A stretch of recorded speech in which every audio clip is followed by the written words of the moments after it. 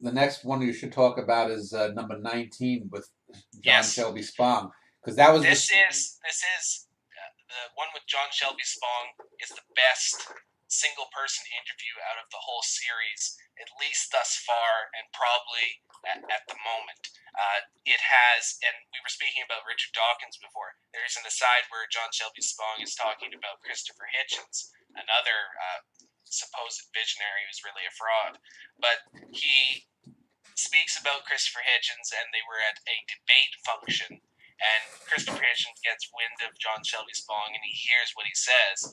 And because he doesn't conform to the stereotype of, the Christian theologian, he immediately doesn't want to interview him because he knows he'll lose the debate because John Shelby Spong is so loquacious and passionate and full of ideas that are not just conforming to theologians. They're deep thoughts on existence. And this is one of the more surprising interviews because on the surface it seems like he wouldn't make a good interview, these theologians, but he talks about so many things and he uses God more as a metaphor for the universe than anything to do with biblical studies. Yeah, and this is the first of my trilogy series, the Existence trilogy.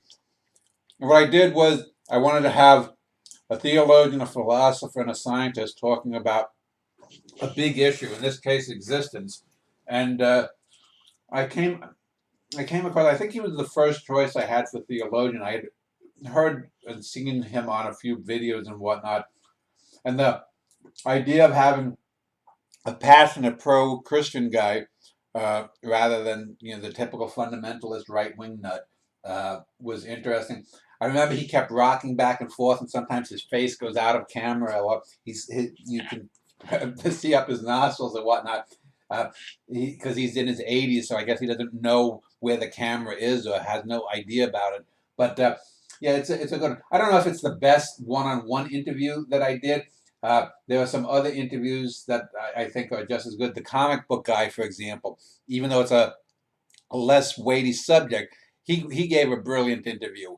The Genghis Khan guy and the Spengler guys give performance art almost. They are just interviews on a different plane in a sense. But this is without a doubt one of the great one-on-one interviews.